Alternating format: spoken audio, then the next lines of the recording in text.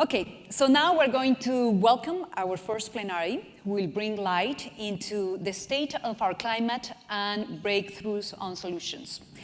And to give his thoughts on this session and announce the speaker, I would like to introduce Frank Lloyd, and I'm going to tell you a bit about him.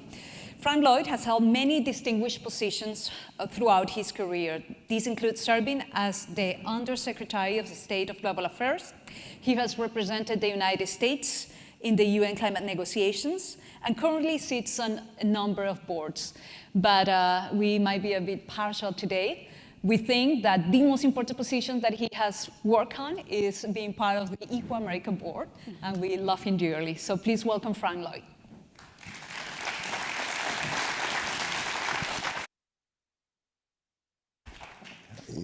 Thank you.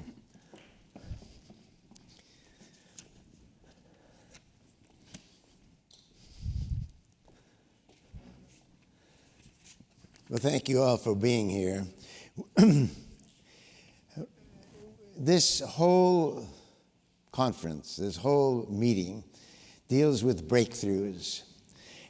This is a pretty sophisticated audience, so we're not going to assume that you don't know the character of the problem, the seriousness of the problem, and the various possible solutions.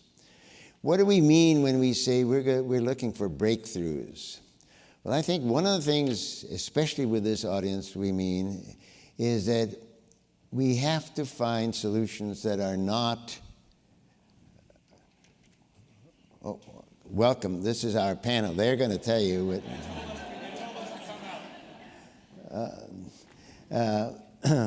we do have a spectacular panel in a moment here. One of the things that we recognize is that we cannot deal with small steps. And we need big steps in two ways. One of them we needed in the technology area, and one we needed in the level of support by large segments of our public. Some of the subsequent panels that you're going to hear today deal with some very specific issues on technology solutions, and they're crucial. I'm an investor in a couple of them. I have no idea whether they're going to succeed, but I know we and others have to try to find technological solutions. But there are other solutions that we need to find, and they are going to be discussed somewhat this morning and somewhat in the later panels this afternoon. I mean, one of them is that we need a much broader array of Americans who care about this issue and who are willing to support political, personal, and corporate action to achieve it. And one of the breakthroughs that's going to be a subject this morning in various panels, including the one that we're about to start now, is how you get a breakthrough in that. And then a second breakthrough that we need is we need time, a sense of urgency. We can't assume that a regular path of environmental effort, of environmental discovery, of technological discovery, of changes, the regular path in terms of time is not going to cut it. And some of the discussions that we will have here today will underline that. And the last thing I would say is we need to make sure, in order to get the kind of public support that we have, we need to address the particular problems that we have in this country, not only in this country, but particularly in this country. That is making climate solutions work for all parts of our citizenry, the issue of environmental justice, and second, making it work in a way that can gain the support of both political parties, which it does not have today. We're going to discuss some of that today, and we're going to start with this very panel. We are really lucky to have on this panel some outstanding talent that can contribute. And let me introduce the panelists. First is Ellen Stofan. Ellen was a former chief scientist at NASA. She is now the director of the Air and Space Museum. Her field is planetary geology, so that gives you a chance to have sort of social conversations with her and exchange notes on planetary geology. She is really a spectacular force in this town for progress in science, for progress in space, and for progress on the environment and climate. A second panelist here will be Kenneth Kimmell. And Kenneth is the president of the Union of Concerned Scientists, a long-time advocate for sensible action on climate. He spent 30 years in government in various roles, both doing environmental policy, but also particularly in the state of Massachusetts, being an active promoter of sound climate action, including advising Governor Baker of that state and being the commissioner of the Department of Environmental Protection and the chair of the really important multi-state core body, RGGI. Our third speaker is Jay Faison, who is the CEO of ClearPath, the founder of ClearPath, and was before that the CEO of a very successful business corporation. He comes from North Carolina.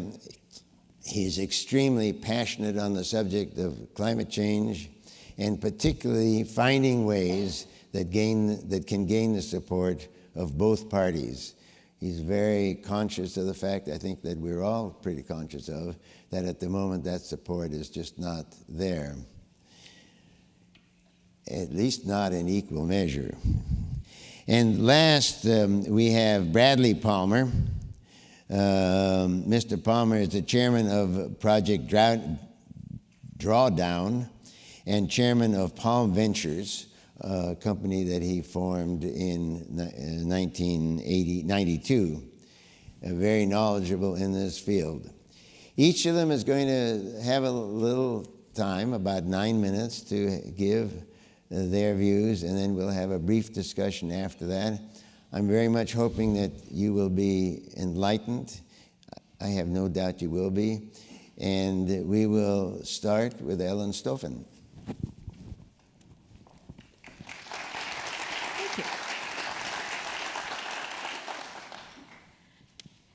Thank you very much. It's really a pleasure to be here today, and I'm afraid I am going to start you out talking about planetary geology. You know, and the reason is actually important, because trying to understand this planet is actually about putting it in a larger context. Now, back when I was in graduate school, we actually had 9 planets. Then we went down to 8, as you can see on this slide. But of course, now we have the context of having thousands and thousands of planets around other stars that have been discovered over the last 5 to 10 years. Now, why is this important? It's because to truly understand how a planet operates, if you want to understand, for example, the role of carbon dioxide or methane in a planetary atmosphere, having other planets to compare it to, for example, Venus with its runaway greenhouse atmosphere, Mars with its very thin, very low carbon dioxide atmosphere, cold surface, Titan, one of the moons of Saturn that actually has a nitrogen-dominated atmosphere with methane in its atmosphere that keeps it a little warmer than it should be. I say all this because so many times when I'm talking to someone about climate, they really think, oh, this is just the Earth. But one of the reasons that we understand so well what is happening on this planet is because we do have the ability to study climate across our solar system. And within the next 10 to 20 years, and maybe some of us here in this audience that are a little younger than others, they will actually be able to begin to start understanding planetary climates, not just in the context of our solar system, but in the context of our galaxy, which is truly an amazing thought. Now I want to bring your attention to this image, which I would argue is one of the most important images that we've ever taken from space. Most of you are familiar with the Earthrise image taken 50 years and 4 months ago by Apollo 8. And I think this image is obviously not just important because it spawned the whole environmental movement, but if we're here talking today about breakthroughs, it's important to think about what that idea of a moonshot that at the Air and Space Museum we're spending a lot of time celebrating this year, what does that idea of a moonshot mean if you're really trying to make breakthroughs? And Apollo 8 is actually my favorite example for that, not just because it took this image, but because in August of 1968, Apollo 8, which would launch 4 months later in December, was supposed to go to Earth orbit and practice docking the lunar module with the command module. But the lunar module wasn't ready, and we were worried about the Russians. So in August of 1968, the decision was made to send Apollo 8 to orbit the moon. So the first time we had ever left Earth to go to the moon, 4 months beforehand. Oh, let's go to the moon. Okay. And if you want to understand how much we weren't quite ready for that, to get to the moon, Jim Lovell looked out the window with a sextant that we have at the Air and Space Museum and used the sextant to sight on stars to help navigate the way to the moon and back to the Earth. That's a breakthrough. That's a moonshot. How do you do something that seems really daunting? How do you tackle a problem like climate change? You do it one step at a time, you use the best science and engineering that you have, and you are innovative, you're open to solutions, and you try things and see if they work. Now, we all know where we're headed, right? This is a model that NASA put together called the Global Daily Downscaled Projections. And this is the worst case scenario of what the world would look like in July of 2099 if we do nothing. This is the business as usual kind of characteristic. We all know this is bad. That's why everyone's here today. How do we make sure that this doesn't happen? And the breakthrough that I'm arguing for and talking about this morning is that we do it through knowledge. We do it through environmental intelligence. We do it through data to help understand what solutions are.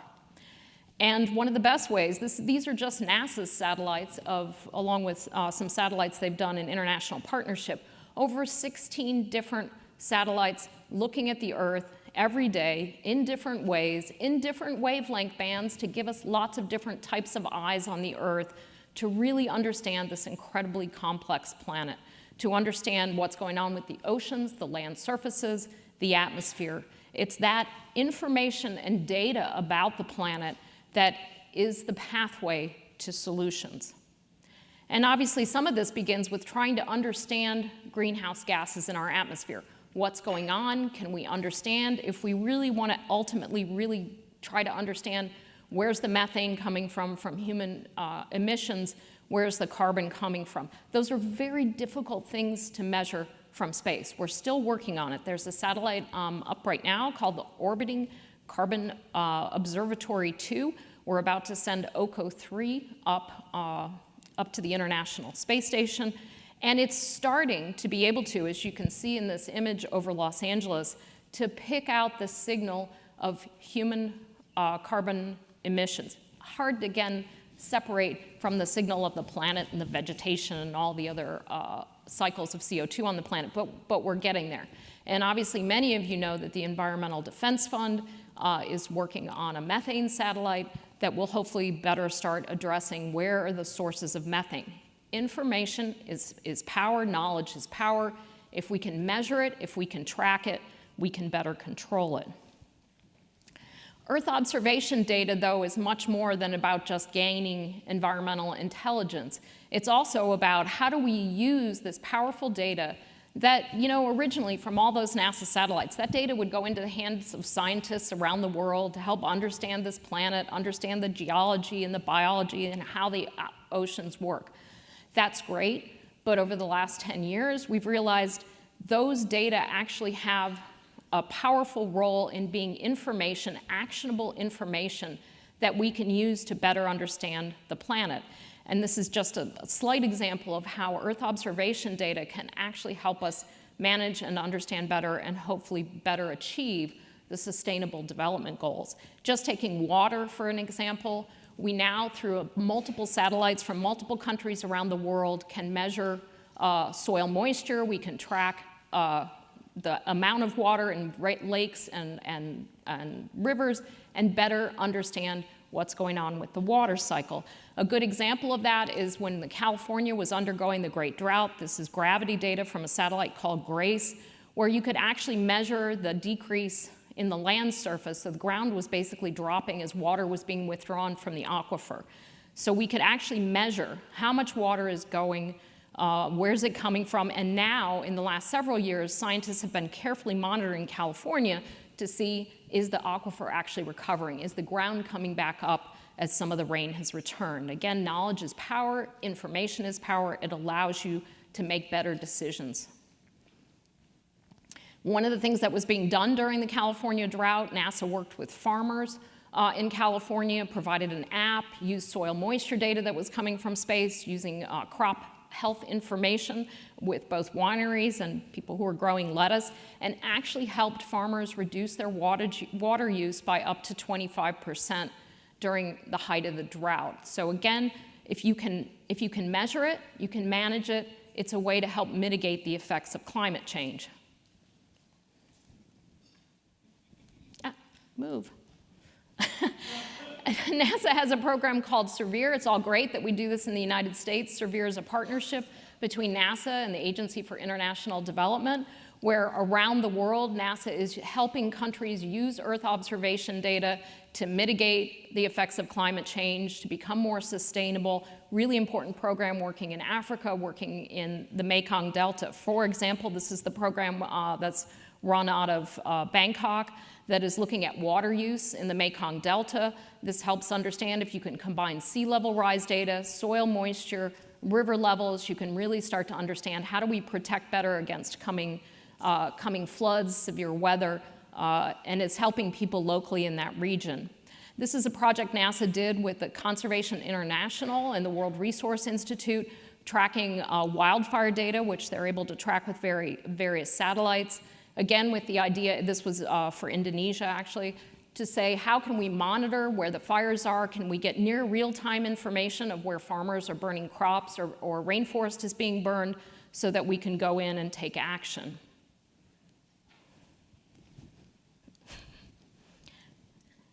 Oops, too many. All right, last slide. So, great, right? We're getting all this information. One of the critical things, as we've heard already today, how do we communicate this information to the public?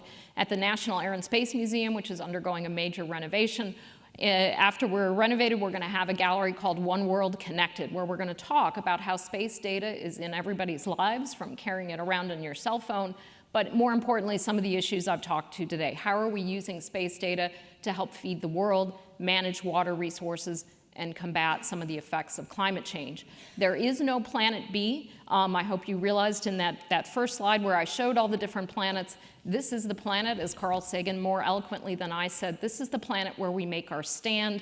We need to use this Earth observation data to make true breakthroughs. Thank you.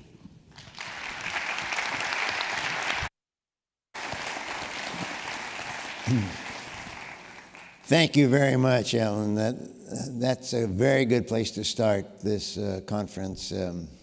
We now turn to our next speaker, the distinguished head of the Union of Concerned Scientists. And Ken Kimmell has been in this game for a very long time and can contribute a lot to today's discussion. Ken, it's yours. Thank you so much, and thank you to Eco America for holding this important conference on an important topic of breakthroughs. I'm certainly honored to be here and to be part of a very distinguished panel. I'd like to spend a few minutes talking about breakthroughs in the context of what our actual goals are, because I think one informs the other. There's really two climate goals that I think we should keep in mind today and tomorrow. The first one is very familiar to all of us. It's the concept of getting to net zero by mid-century. That's a goal that we've seen enunciated over and over in many different studies. It's a goal that we need to prevent runaway climate change. But there's actually a second goal that sometimes doesn't get as much attention as it deserves, which is to make as much reduction as we can as early as we can. And that's so important because, of course, carbon and greenhouse gases are a cumulative problem. And so something that you can put in place in 2020 that reduces carbon pollution is worth a lot more than something that you put in place in 2040. So I think we really have two goals. We have a goal of getting to net zero by mid-century, and we have a goal to make as much reduction as we can as fast as possible. And those two goals, I think, tell us a lot about what breakthroughs we actually need and what we should be focusing on. The first goal, getting to doing as much reduction as we can as fast as possible, really calls upon us to massively expand the technologies that we already have in place. So that's things like energy efficiency, wind both onshore and offshore, solar, especially at the utility scale, hydro and geothermal. It means preserving our current nuclear capacity, which provides about 50% of our carbon-free power in the United States, and paying particular attention to the approximate 20% of that nuclear capacity that's at risk of premature shutdown for economic reasons. It means electric cars, trucks, and buses, and a massive effort to both preserve and enhance our forestries and our wetlands. Now, what is the common thread of all of those solutions? The common thread is there is no technology obstacle to any of them. In addition, there's no policy obstacle. We actually already know what policies are needed to scale those up because so many of them have been tried and worked at the state level and to some extent at the political level. So the breakthrough that we need for the as fast as possible goal is not a technology breakthrough. It's a breakthrough about massively expanding the political will to move them forward. So that's the fastest possible goal. Now, at the same time, we have to be mindful that those current technologies most likely don't get us all the way to net zero by mid-century. So at the same time that we are finding a breakthrough in political will to scale up these existing technologies, we also have to start now with a massive effort to find the technologies and perfect them that we're going to need to do the extra job. And that means things like perfecting long-term energy storage, so we can store energy for a week or more if the sun isn't shining or the wind isn't blowing. It means cost-effective baseload power. That could be nuclear, that could be natural gas with carbon capture and storage. It means cutting emissions from some of the most difficult sectors where we don't have the solutions right now, things like cement and steel and fertilizer. It means finding a way to treat carbon not just as a waste, but as a resource, and finding a way to beneficially reuse carbon.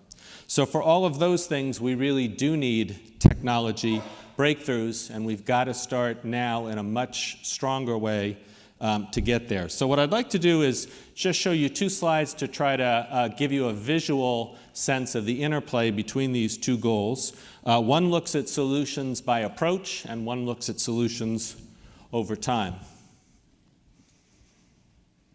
So this is derived from a Department of Energy deep decarbonization study that was done at the tail end of the Obama administration.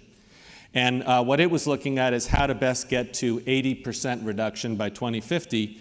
And what it shows is that a lot of the way we get there is with efficiency, renewables, electrification, and land sink, all technologies and approaches that we have now, but need to be fueled by much more ambitious policies. And the breakthrough technologies come in at the end to bridge the gap between what we have now and what we need in the future. So that was, and approximately what DOE is saying in the study is about 80% of the reductions come from technologies that we already have. I'll also show the same data over time.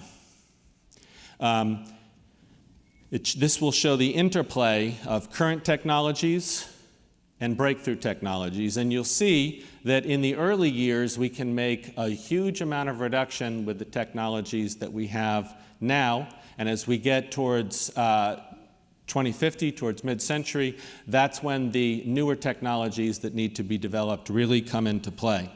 So I think keeping in mind that we have two goals and that we need two different types of breakthroughs is an important point of reference for this conversation. And so the implications to my mind are that the focus needs to be first on the political breakthroughs we need to massively scale up the technologies we have. And I'm glad to see that later today we'll be talking about new allies, new messages, new tools to mobilize people, new ways to boost those leaders who are with us, new ways to hold leaders who are not with us accountable for that. And that there'll also be a focus on technology development because we need to do both essentially at the same time. And finally, I'd just like to say I think we also need a breakthrough in our own thinking about climate change.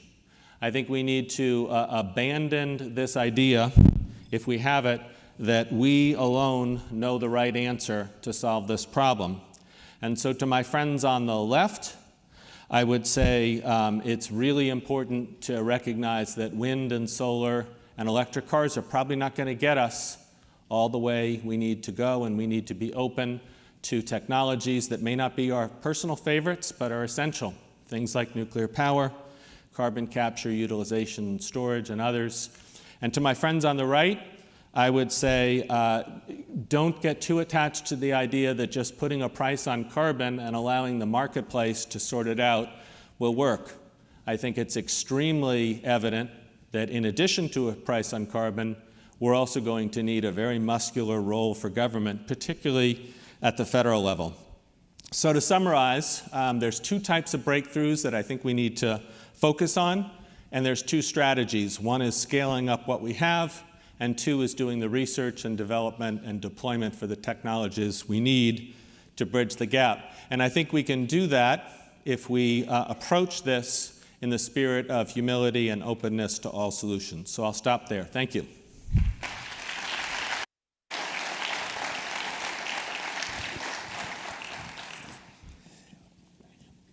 Thank you, Ken. That call for humility, I don't know if that's going to go very far, but the rest was very good. We next hear from Jay Faison. All right, well, thank you for having me today. I'm going to take a very humble approach at this because I've been at this, I've got my 10,000 hours in, I've been at it 6 years, and there is a lot I don't understand. This is a very complex problem, and we are making progress in some areas. We've got a long way to go in others. I did want to frame this, though, as 4 different levels that I see in solving this problem. And the first is culture. If we're going to try to get things done from a policy perspective, it starts at culture. Culture is what we as people care about and push on and tell people we want them to legislate on. We are a representative democracy, and what we say drives up through the chain whether we know it or not. The next is politics. We drive the politics, and the politics drives the policy drives the industry and the solutions. So I think that's an important point, and Ken, I agree with everything you're saying, but we do need policy. We need policy for today and accelerating. There's things that are holding us back on today's technologies, and there's things that are holding us back on tomorrow's technology, and policy is very much required. Oops. Ruh-roh. Okay, that's me. And then play button. Sorry. I'm an AV guy, and they used to call me the technology black thumb at my old company, which makes sense, you know. Okay, I said no slides. Okay, all good. Okay. I had 16 slides that I spent a lot of time on, so I'm just going to riff then. That's all good. Okay. So here we go.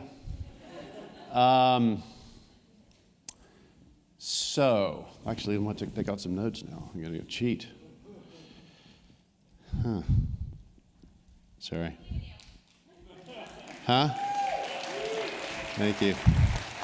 All right, the first slide was a bunch of guys sitting around the table saying, hey, maybe if we do nothing, this thing will just change itself, right? And that's kind of what this feels like. I mean, if you're an environmentalist and you sort of watch the news and everything, you're like, nothing's going on in DC, they're not doing anything, right? And I get that. And sometimes it feels like that.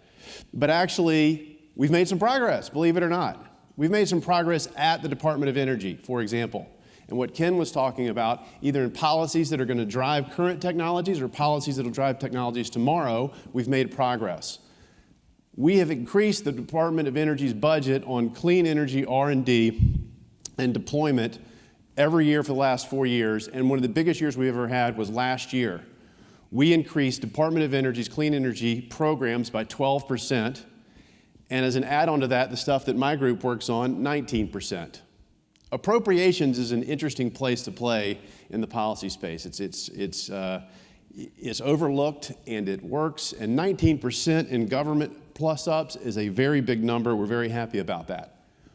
One of the biggest policies I don't think is, one of the most important policies you've never heard of is a thing called, or you might have heard of, called 45Q.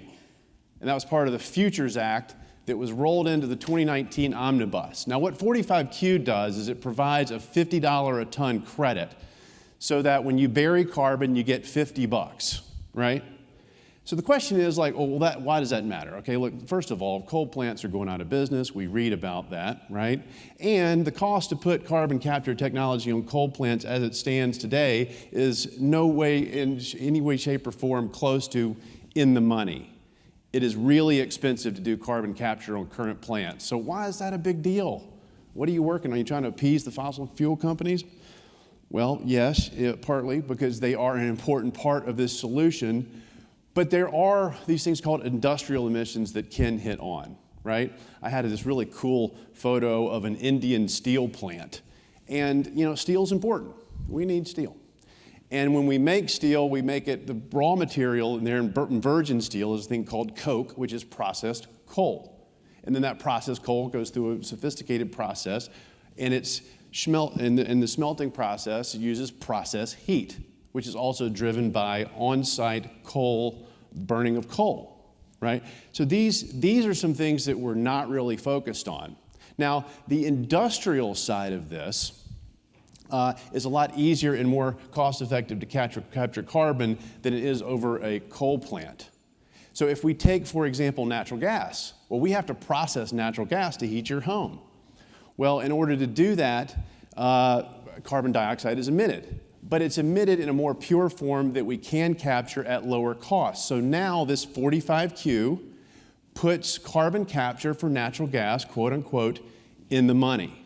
So that means that we can deploy this technology now, right, and start scaling up. Now, will we ever be able to capture carbon off of our own coal plants? Maybe, maybe not. But what about China? So China, if you look at their coal production, it's not going down. Now, renewables and other forms of energy have a bigger piece of the pie, but the pie is getting bigger. And so really the game is to capture those emissions, not just in China, but in Asia. That's where the energy growth is. And if you look at the production pipeline for coal in Asia, it's more than we have coal, period. So we have to take these shots and be realistic on, for example, getting carbon capture technology off the ground, scaling it up, which then brings the cost down and gives us a shot at the sort of thorniest problems that we have in climate change. And I would say that Asian coal is numero uno. That is a very big one. And there's danger in oversimplification, right? If we just think about a couple of technologies or a string of little things, and we don't dive into these big things, if we want to get to 80% reductions by 2050, it's not likely to happen. In fact, I was going to show you this eye chart from McKinsey on how carbon capture is the biggest lever in reducing industrial emissions and the most cost-effective, according to the same analysis. The average coal plant in China, will China just shut down its coal plants? The average coal plant in China is 11 years old, roughly $1 billion to put one online. Not likely that we're going to take that down. So another slide I had was the National Carbon Capture Center in Wilsonville, Alabama. So how do we do this? How do we bring the price of carbon capture down to tackle some of the fossil fuels that emit carbon dioxide all over the world? Well, the National Carbon Capture Center in Wilsonville, Alabama is an 80% cost, 80-20 cost share, 80% Department of Energy, 20% Southern Company. That's Alabama Power, Georgia Power, Mississippi Power. Not a likely, brother in arms here in the climate movement, but I can tell you that they are, because they're actually investing in this R&D with their own dollars to coming up with this next generation technology. In fact, when I went down there and spent some time, I met the Minister of Coal for India, who was there with his team learning about carbon capture. And they're taking some of their designs and testing them there and see if they're going to work back home. And that's the role that we can play as leaders in the United States. This is taking me a little longer than it would have with the slides, so I'm actually almost out of time. I was going to talk about batteries. Batteries are fantastic. We're now to like 2 and 4 hours back up so that we can take that sort of 5-hour load of solar and spread it out and get more use out of that. But if it's not sunny the whole day, lithium ion is nowhere close to taking care of that, much less a week or a whole season, right? And so and lithium ion does have some limitations. It's not really built to cycle on and off and on and off. And it's not the cheapest chemical construction that we can do. So there's other chemistries that we can do that will drive down costs further and faster over time once we scale them up. And those programs have this massive budget at DOE, $20 million. Can you believe that? One of the most important things that we're working on as a country in this race, we're spending $20 million on, right? In the government world, that is a rounding error. The Trump administration just put out 150 in their budget, their 20 budget, 158 million for this program and performance targets. Right now, there was some lobbying involved with that, and in the next 2 or 3 weeks, you're going to see legislation drop from the Senate that's going to back that up with specific performance targets for that. So, in closing, I would just say that technology, innovation, we have to do things at scale that are low or no carbon, but we have to do them affordably. And we have 36 work streams that we need to be working on according to IEA. We're on track for 3. So it is a all of the above effort, and it's going to require EPA, but it will require DOE, it will require industry, and the more time that we spend looking at the whole picture instead of a narrow picture, I think the more success we'll have in pushing the politics through the policy and through the change in industrialization we need to solve this problem. Thank you.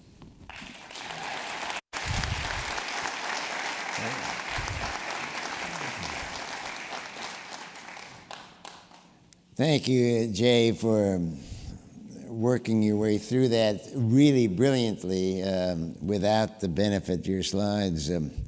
It's a very encouraging but challenging menu that you laid out.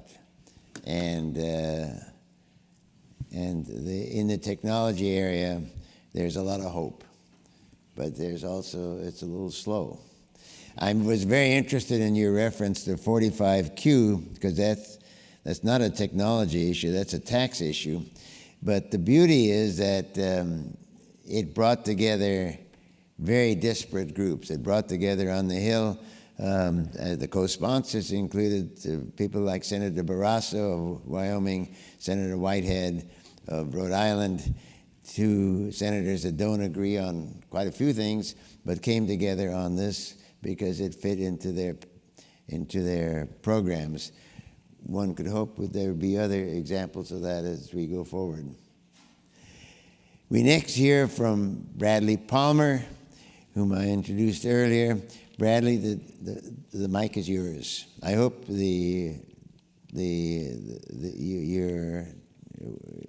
your technology works this time. Well, we'll see. Humanity has not had a framework to organize itself around global warming because global warming has primarily been defined by problems. The problems are real and accurate, but not effective to organize around. We need possibility.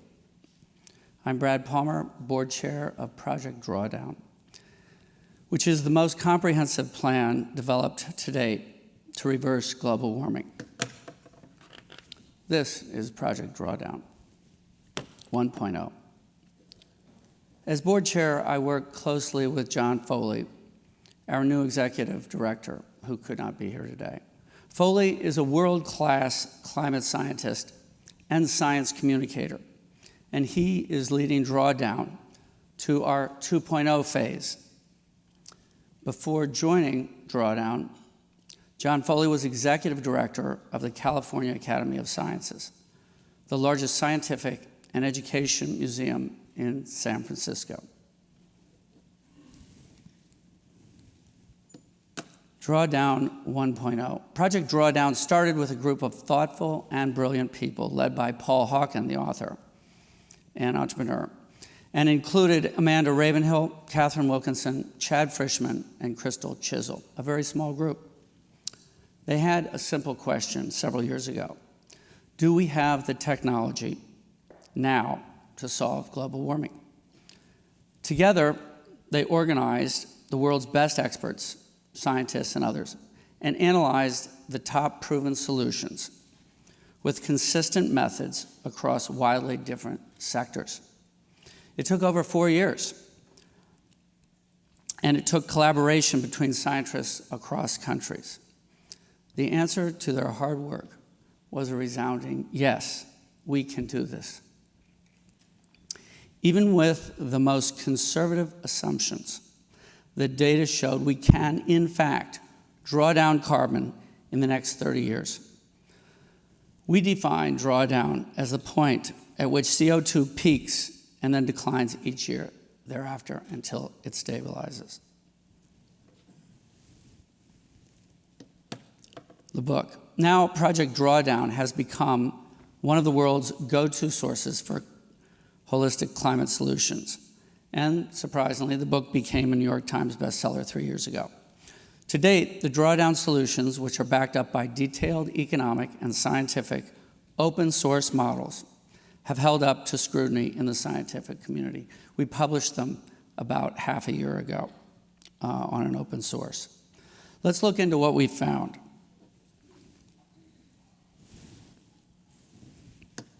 There are many sources. There are many sources of global warming.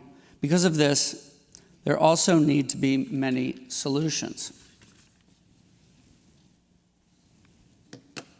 It turns out humans have been creating a plan to address global warming all along. We just didn't realize it.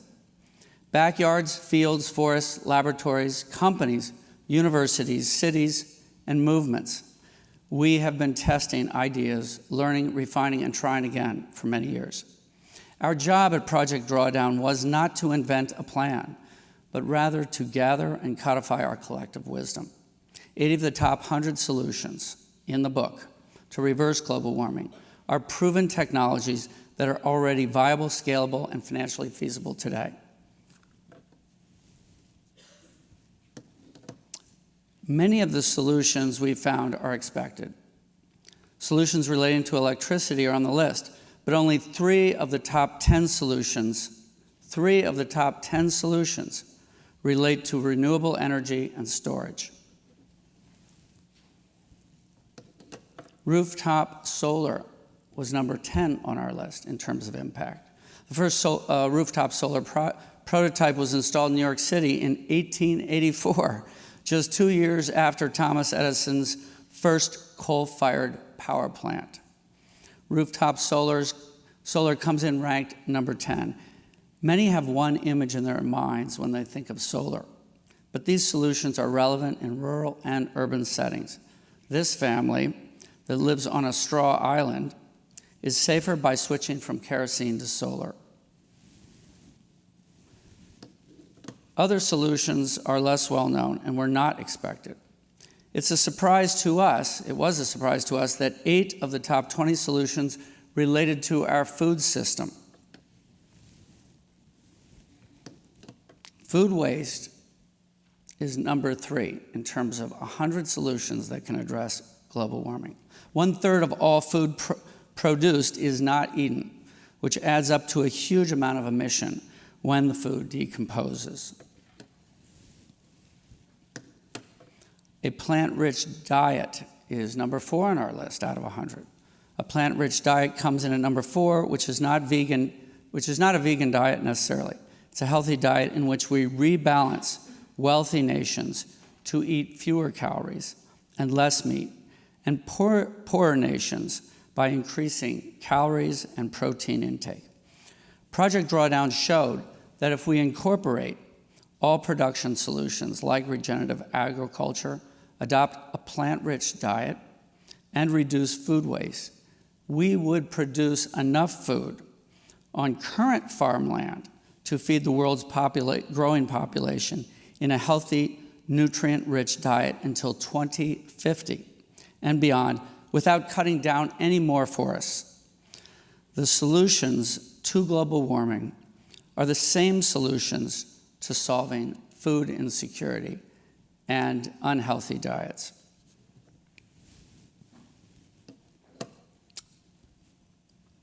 Some solutions were a surprise to many.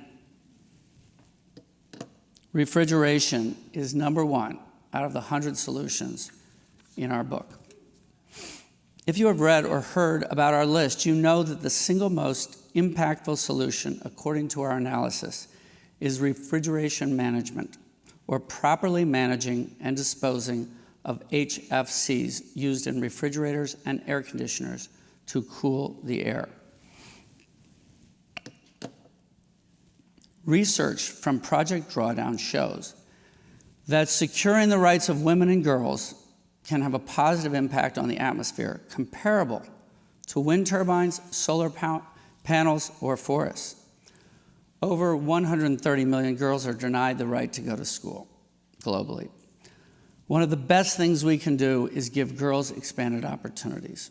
In fact, when you add up giving girls education and doctors, that actually is the number 1 solution to climate change.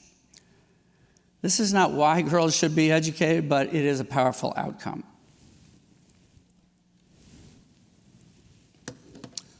Drawdown is possible, but what we concluded in our years of work is we need all 80 solutions.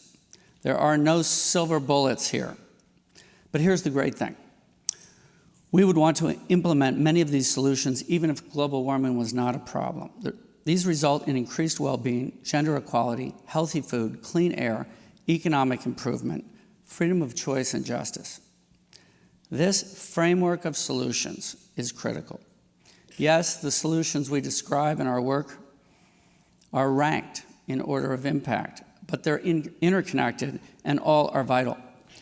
There are footholds of action here for every person, community, and institution on the planet to take. Drawdown 2.0.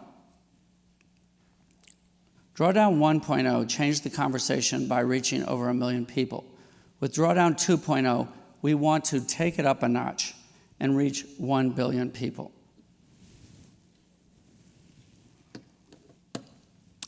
First, at Drawdown, we are working to create the go-to place for solutions and inspiration. One of the things we're looking at doing is building a marketplace to connect capital with projects. Then we want to share our message of hope to 1 billion people with media partners and nonprofits. We are looking for partnerships to shift policy, business, investments, behavior, and together shift $1 trillion in economic activity toward viable climate solutions. Over the past 3 years, we have been stunned at how many companies, mayors, and investors want to be a drawdown company, or a drawdown city, or drawdown fund. The response to the book showed us that we have permission to take a next step. One example is Intuit. They used our framework and now have sent teams to fill landfills, to large landfills in Ghana, to recover and destroy and properly destroyed thrown out air conditioners, refrigerators, and freezers. Before leaving office, Jerry Brown signed an executive order that committed all of California's economy, the 5th largest in the world, to be carbon neutral by 2045. 2 more slides. At the TED conference in Vancouver 2 weeks ago, my colleague Corey and I, she's here in the audience, met 2 incredible women who were astronauts on the International Space Station. They described the parallels they saw between the space station and planet Earth. The 2 astronauts, Anusha Ansari and Nicole Stott, said to me, space travel is by nature profoundly collaborative. In space, the primary role of astronauts is to ensure that life support systems are functioning within limits so that all on board can safely and successfully complete their missions. Their analogy to planet Earth was not lost on me. They went on to say that looking back at Earth from the darkness of space, they had a transformative realization that was a simple one. We are all in this together. The net savings from implementing all 80 solutions is $44 trillion over 30 years.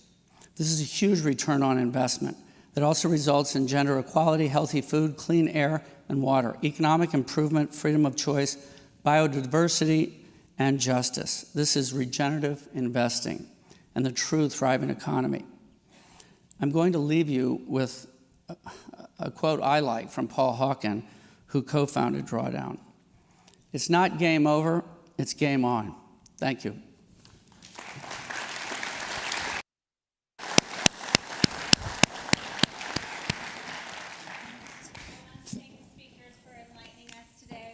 All about how climate needs to be our next moonshot, the breadth of solutions that are available, and the fact that we really need to start with us. There's so much we can do, as Brad just showed us, as well as so much we can do to make sure our policymakers make the right decisions. So I want to thank you all for being with us today, and we'll take a quick photo and join me in thanking them for their seats.